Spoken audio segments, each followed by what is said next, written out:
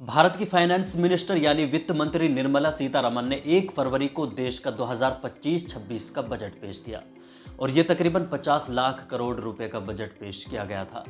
इसके बारे में मुल्क भर में काफ़ी चर्चा भी है और कहा जा रहा है कि इस बजट के तहत मिडिल क्लास फैमिलीज पर इनकम टैक्स का बोझ नहीं होगा। वही दवाइयाँ और स्मार्टफोन्स समेत कई ऐसी चीज़ें हैं जो इस बजट के तहत सस्ती हो सकती हैं।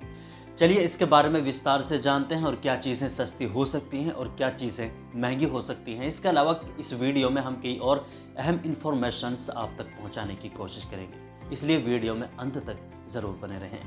सबसे पहले इनकम टैक्स के बारे में बात करते हैं। इसमें टैक्स फ्री इनकम की जो पहले लिमिट थी उसे अब बढ़ा दिया गया है। पहले 5 लाख रुपए तक के सालाना इनकम वाले परिवारों को इनकम टैक्स नहीं देना पड़ता था। सालाना आमदनी अगर किसी की 5 लाख से ज़्यादा होती थी तो उसे इनकम टैक्स अदा करना पड़ता था, लेकिन अब इसे 12 लाख रुपए तक कर दिया गया है। अब जिन परिवारों की इनकम सालाना 12 लाख रुपए तक होगी उन्हें कोई टैक्स पे नहीं करना पड़ेगा। सेंट्रल गवर्नमेंट का कहना है कि इससे भारत की मिडिल क्लास फैमिलीज को काफ़ी राहत मिलेगी और उन्हें फ़ायदा पहुंचेगा। हालांकि इसमें भी कई कंडीशंस और रखी गई हैं। इसके बारे में कुछ एक्सपर्ट्स का कहना है कि इससे भारत की सेंट्रल गवर्नमेंट को डायरेक्ट टैक्स में 1 लाख करोड़ रुपए तक का नुकसान उठाना पड़ेगा। वहीं इनडायरेक्ट टैक्स में 2600 करोड़ रुपए तक का नुकसान उठाना पड़ सकता है। लेकिन इसमें से एक बड़ा हिस्सा वापस सरकार के पास भी चला जाएगा और सरकार के पास जो पैसा वापस जाएगा, और उसकी वजह यह है कि अगर किसी के पास इनकम टैक्स का पैसा बचा है तो अगर वो उन पैसों की कोई शॉपिंग करेगा तो उस शॉपिंग के ज़रिए जीएसटी और कस्टम ड्यूटी जैसे टैक्सेस के ज़रिए इसका एक बड़ा हिस्सा वापस सरकार के पास ही चला जाएगा। और इसी एग्जाम्पल को बयान करते हुए एक्सपर्ट्स का कहना है कि इस वजह से गवर्नमेंट को ज़्यादा नुकसान नहीं उठाना पड़ेगा। बता दें कि मुल्क भर में 85% लोग ऐसे हैं जिनकी सालाना इनकम 12 लाख रुपए से कम है। अगर इनका पैसा इनकम टैक्स की वजह से उनके पास बचेगा तो उन्हें ज़्यादा और शॉपिंग करने का और दूसरी ज़रूरतों को पूरा करने का मौका मिलेगा। हालांकि इसका एक बड़ा हिस्सा इसके बावजूद भी सरकार के पास ही जाएगा और इसे as a example virtuous cycle कहा जाता है। आसानी से इस तरह समझ सकते हैं कि ये एक ऐसा पहिया है जो घूमता जाए और घूमते घूमते एक अच्छी तरक्की तक पहुंच सकता है।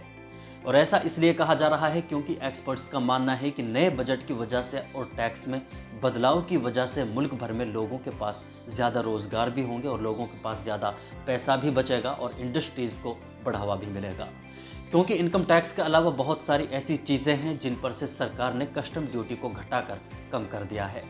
पहले ये जान लेते हैं कि कस्टम ड्यूटी क्या है और इसके बाद बात करते हैं कि कस्टम ड्यूटी के तहत कौन कौन सी ऐसी चीज़ें हैं जो बहुत सस्ती हो सकती हैं।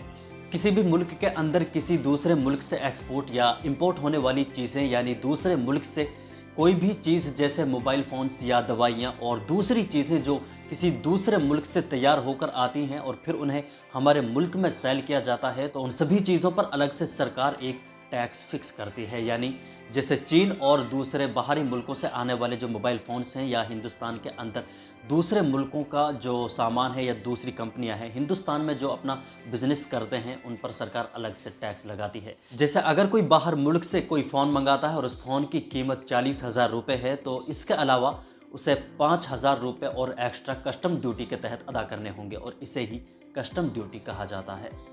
और इसके पीछे कई वजह भी होती हैं, जैसे दूसरे मुल्कों से सस्ते माल की भरमार ना हो और अपने मुल्क का जो सामान है उसे कोई नुकसान ना पहुंचे और वो बरकरार रहे।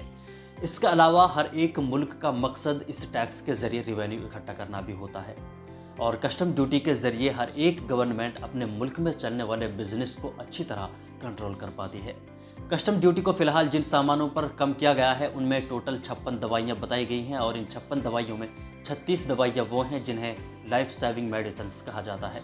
इसके अलावा इलेक्ट्रॉनिक सामान और इलेक्ट्रॉनिक्स गाड़ियाँ और उनसे भी कस्टम ड्यूटी को कम किया जाएगा। मोबाइल फ़ोन्स और मोबाइल फ़ोन्स की जो बैटरीज होती हैं उनसे भी कस्टम ड्यूटी को कम किया जाएगा।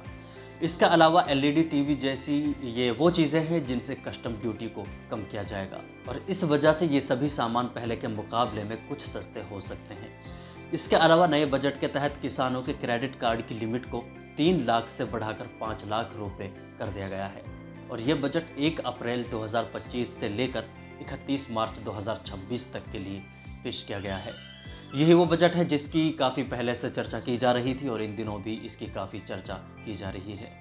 बाकी 2025 के इस बजट से जुड़ी हुई किन चीज़ों से आप एग्री या डिसएग्री करते हैं, कमेंट बॉक्स में अपनी राय ज़रूर रखें।